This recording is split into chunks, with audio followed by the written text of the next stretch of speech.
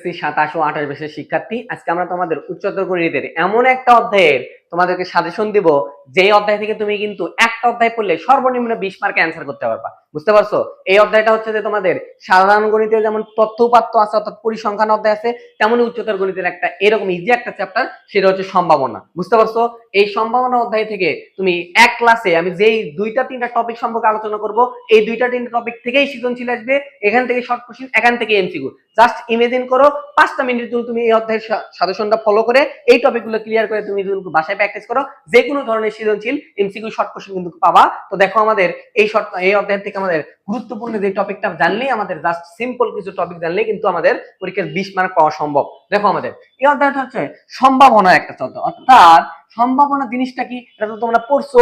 অর্থাৎ আমাদের কোনো কিছু একটা পরীক্ষা যদি করি, এই পরীক্ষার আমাদের দুই ধরনের উত্তর আসতে পারে, একটা হলো পজিটিভ, একটা হলো নেগেটিভ। এই দুই ধরনের আসা একটা সম্ভাবনা। বুঝতে পারছো?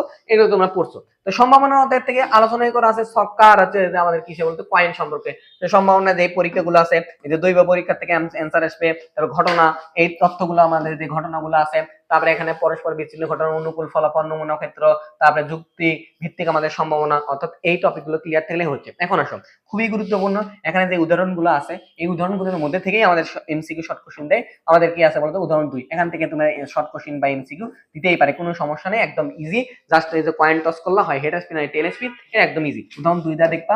আর এখান থেকে আমাদের কি আছে বলতো, এই দেখো উদাহরণ 3, এই যে লাল সবুজ, এখান থেকে আমাদের শর্ট কোশ্চেন দেয়। তারপরে এই যে সূত্রটা মনে রাখবা, যে কোনো কিছুর সূত্র, সম্ভাবনার সূত্র কি, উক্ত ঘটনার অনুকূল ফলাফল, মানে তোমার অনুকূল কি আসবে, আর যে আমাদের এই সমগ্র ফলাফল, মানে কয়টা ফলাফল আমাদের কি আসতে পারে সেটা আর কি বলছে।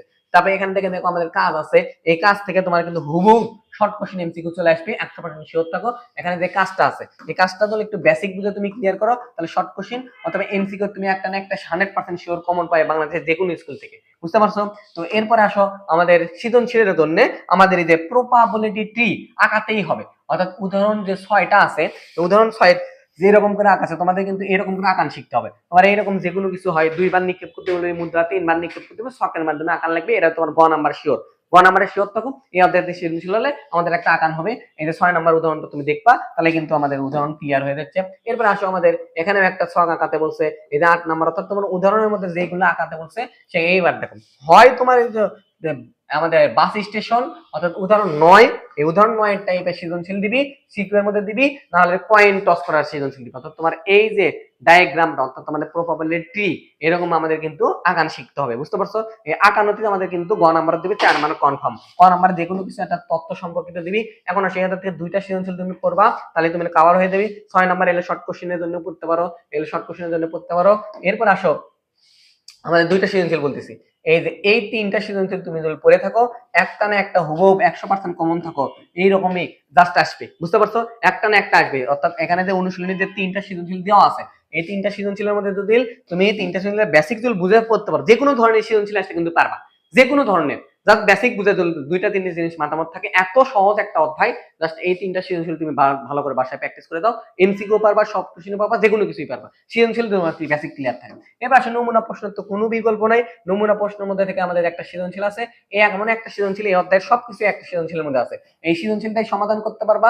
বেসিক বুঝে বুঝে যদি সমাধান করো, শর্ট কোশ্চেন, এমসিকিউ, তারপরে সিকিউ এর জন্য কোনো টেনশন করা লাগবে না, সবকিছু এর মধ্যে দেওয়া আছে। এই একটা সৃজনশীল পড়ে দেবা, তোমার এই টপিকের একটা প্রশ্ন না একটা প্রশ্ন বাংলাদেশের সবটা স্কুলের থেকেই এই উচ্চতর গণিতের সম্ভাবনা এই অধ্যায় থেকে প্রশ্ন হবেই হবে হবে, কোনো মিস নেই। এরপর আসো এখানে যে আমাদের শর্ট কোশ্চেন দেওয়া আছে, এই কয়টা শর্ট কোশ্চেন ভালো করে পড়লে 1 মার্ক তুমি শিওর কমন পাবা, যে এই কয়টা হুবহু আসবে, কোনো চেঞ্জ আসবে না, হুবহু আসবে।